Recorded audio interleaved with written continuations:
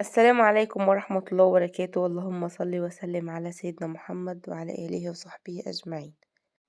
ازيكم عاملين ايه؟ معاكم هند من بيت فرح، وحشتوني كتير. يلا نعمل مع بعض الفول المدمس بطريقة حلوة جدا وسهلة، خصوصا ان رمضان قرب خلاص وده ما بنستغناش عنه في السحور.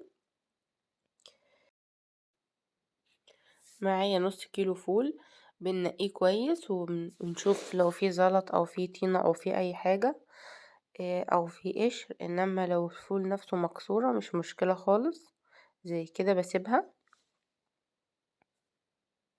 بنغسله وبنسيبه، بنغطيه بالمية لمدة يوم كامل. زي ما انتوا شايفين كده، اول ما هنسيبه مهم جدا ان احنا كل كام ساعة كده نغير المية، علشان ما يعملش رغاوي بيض على الوش، خصوصا لو الجو حر. بنسيبه كده ومن وقت للتاني بنغير المية، هنلاقي الحجم بتاع الفول نفسه بيزيد في المية. اهم حاجة نغطيه بالمية من فوق، لازم المية تكون مغطية الفول. بصوا زاد ازاي. الفول ده حلو جدا في التدميس، اللي هو بيبقى لونه فاتح مش اللي لونه نبيتي غامق ده.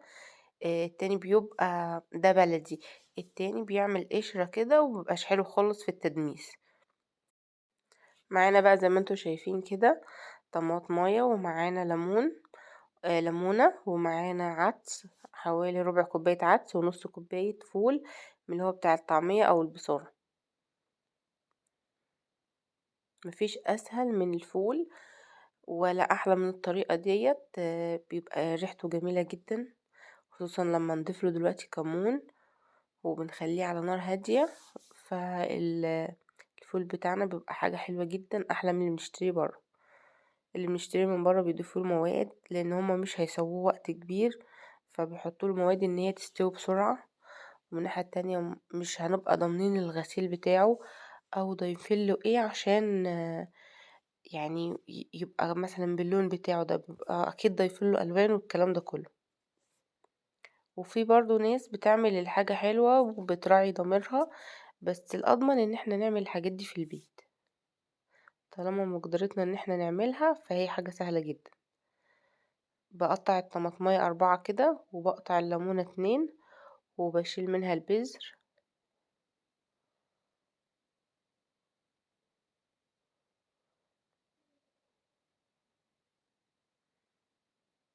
بس كده. وحطيت شوية كمون وشوية شطة وملح خفيف، ما زودتش الملح علشان يستوي معايا بسرعة.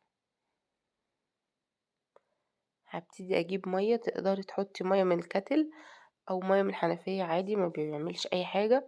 وكمان ما بيسودش معايا الفول، يعني انا بعمله على طول في الحلة، ما عنديش قدرة، وما بيسودش معايا الحمد لله.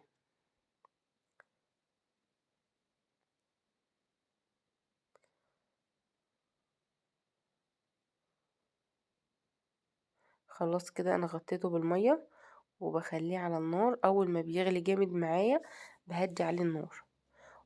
وبلاحظه بقى كل ما المية تقل منه. انا هنا كنت اخدت منه طبق وده الباقي كمان. كل ما المية ما بتقل معايا بزودها.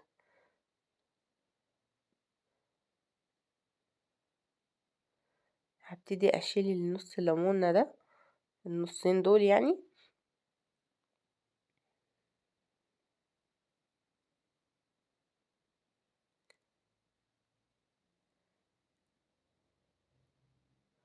بظهر الحاجة اللي انا ببقى ماسكاها، المغرفة دي مثلا، وببتدي اهرس شوية في الفول. هتبتدي المية دي بتتقل معايا. تقدري تضربيه في الخلاط لو انتي بتحبيه يبقى كريمي كده على طول. انما انا بحبه حب وهرسه انا بايدي، فانا بسيبه كده. وممكن بظهر المغرفة نفسها اديله مرتين كده، اضغط عليه يعني.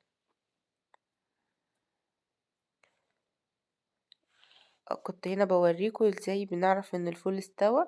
بنجيب حباية من الفول وبندوس عليها بصابعنا، اول ما بندوس عليها بسرعة يعني وبتغرز لتحت، يبقى كده استوى. بصوا المية بتتقل معايا ازاي. خصوصا كل ما يهدى معاه.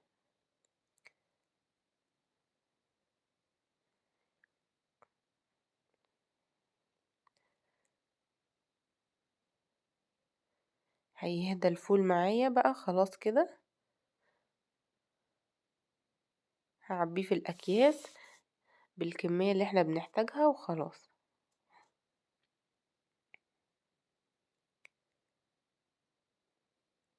وطريقة تخزينه مفيش أسهل من كده.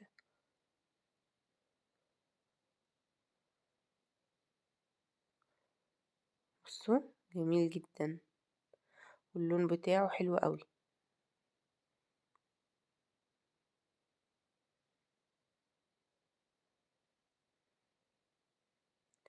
انا هنا حطيته في الأكياس بتاعتي اهو.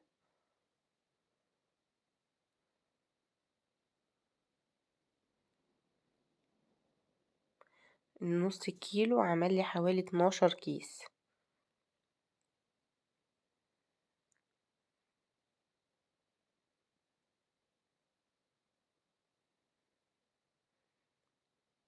بصوا حباية الفول جميلة جدا.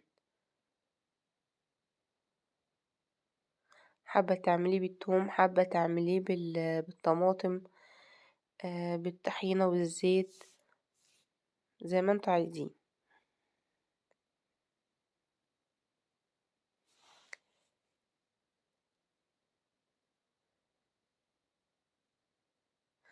طبعا احنا لو حسبنا التكلفة بتاعتها عمرها، يعني لو رحنا اشترينا عمرها ما هتيجي كده، ولا طبعا بالطعم الجميل اللي انتوا هتدوقوه. جربوا الطريقة دي ان شاء الله هتعجبكم.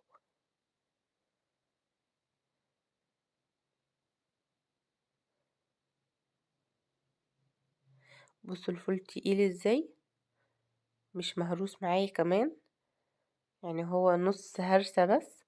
كل ما هنهرس في الفول ده بالذات هيتقل معانا.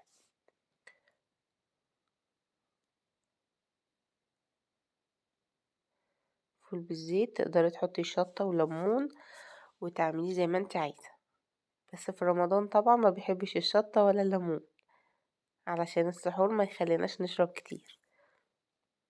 يا رب تكون الطريقة عجبتكم، متنسونوش بالاشتراك في القناة لو انتم ما اشتركتوش، وتعليقاتكم حلوة جدا وبحب اقراها كلها، ما تحرمونيش منها. والسلام عليكم ورحمة الله وبركاته.